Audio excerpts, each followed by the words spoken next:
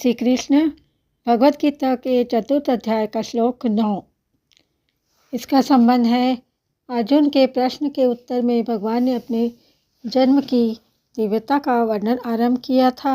अब अपनी ओर से निष्काम कर्म का तत्व बताने के उद्देश्य से अपने जन्म की दिव्यता के साथ साथ अपने कर्म की दिव्यता को जानने का भी महात्म्य बताते हैं। श्लोक है, जन्म कर्म च में दिव्यमेवं यो वेत्ति तत्वतः त्यक्त्वा देहं पुनर्जन्म नयति मामेति सो अर्जुन। इसका अर्थ है संक्षिप्त में, हे अर्जुन, मेरे जन्म और कर्म दिव्य है। इस प्रकार मेरे जन्म और कर्म को जो मनुष्य तत्व से जान लेता है अर्थात दृढ़तापूर्वक मान लेता है, वह शरीर का त्याग करके पुनर्जन्म को प्राप्त नहीं होता, प्रत्युत मुझे प्राप्त होता है। हम विस्तृत व्याख्या देखेंगे। जन्म कर्म च में दिव्यम, इसका अर्थ है भगवान जन्म मृत्यु से सर्वथा अतीत, अजन्मा और अविनाशी है। उनका मनुष्य रूप में अवतार साधारण मनुष्यों की तरह नहीं होता। वे कृपा पूर्वक मात्र जीवों का हित करने के लिए स्वतंत्रता पूर्वक मनुष्य आदि के रूप में जन्म धारण की लीला करते हैं। उनका जन्म कर्मों के परवश नहीं होता, वे अपनी इच्छा से ही शरीर धारण करते हैं। भगवान का साकार विग्रह जीवों के शरीरों की तरह हाड़ मांस का नहीं होता। जीवों के शरीर तो पाप पुण्यमय, अनित्य, रोगग्रस्त, लौकिक, विकारी, पांच भौतिक और रजवीर्य से उत्पन्न होने वाले हैं। पर भगवान के विग्रह पाप पुण्य से रहित, नित्य, अनामय, अलौकिक, विकार रहित, परम दिव्य और प्रकट होने वाले होते हैं। अन्य जीवों की अपेक्षा तो देवताओं के शरीर भी दिव्य होते हैं, पर भगवान का शरीर उनमें से भी अत्यंत विलक्षण होता है, जिसका देवता लोग भी सदा ही दर्शन करना चाहते रहते हैं। भगवान जब श्री राम तथा श्री कृष्ण के रूप में इस पृथ्वी पर आए, तब वे माता कौशल्या और देवकी के गर्भ से उत्पन्न नहीं हुए। पहले उन्हें अपने शंख चक्र गदा पद्मधारी स्वरूप का दर्शन देकर फिर वे माता की प्रार्थना पर बाल रूप से लीला करने लगे।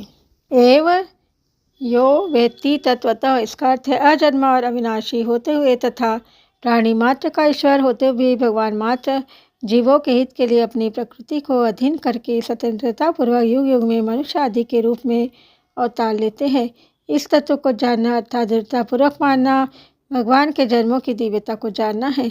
संपूर्ण क्रियाओं को करते हुए भी भगवान अकर्ता ही रहते हैं, अर्थात उनमें करने का अभिमान नहीं है और किसी भी कर्म फल में उनकी फल इच्छा नहीं है। इस तत्व को जानना भगवान के कर्मों की दिव्यता को जानना है।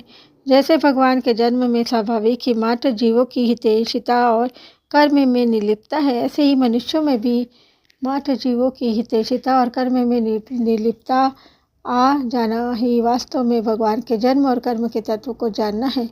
त्यक्त्वा देहं पुनर्जन्म नयति, इसका अर्थ है भगवान को त्रिलोकी में न तो कुछ करना शेष है और न कुछ पाना ही शेष है, फिर भी वे केवल जीव मात्र का उद्धार करने के लिए कृपा पूर्वक इस भूमंडल पर अवतार लेते हैं और तरह तरह की अलौकिक लीलाएं करते हैं। उन लीलाओं को गाने से, सुनने से, पढ़ने से और उनका चिंतन करने से भगवान के साथ साथ संबंध जुड़ जाता है।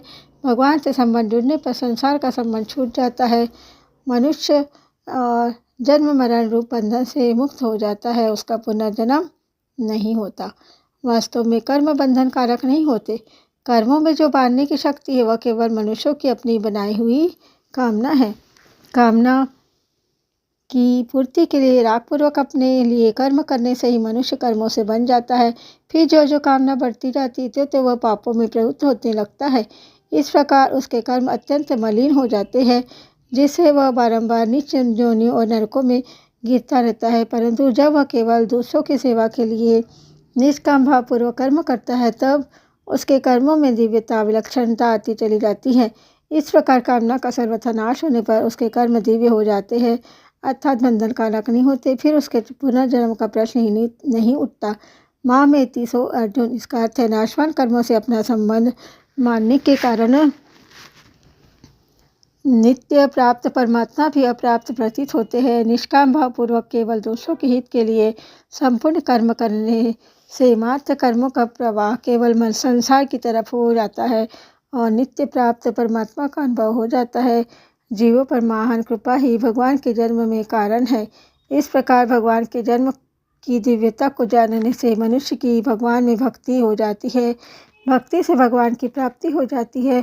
भगवान के कर्मों की दिव्यता को जानने से मनुष्य के कर्म भी दिव्य हो जाते हैं, अर्थात वे बंधन कारक न होकर खुद का और दूसरों का कल्याण करने वाले हो जाते हैं, जिससे संसार से संबंध विच्छेद पूर्वक भगवान को प्राप्ति हो जाती है। और इस श्लोक का जो परिशिष्ट भाव है वह है निष्काम भाव से केवल दूसरों के हित के लिए कर्म सेवा करने पर अर्थात भगवान के लिए कर्म या पूजा करने पर वे दिव्य युक्तिदायक हो जाते हैं, परंतु कामनापूर्वक अपने लिए किए गए कर्म मलिन बंधन कारक हो जाते हैं।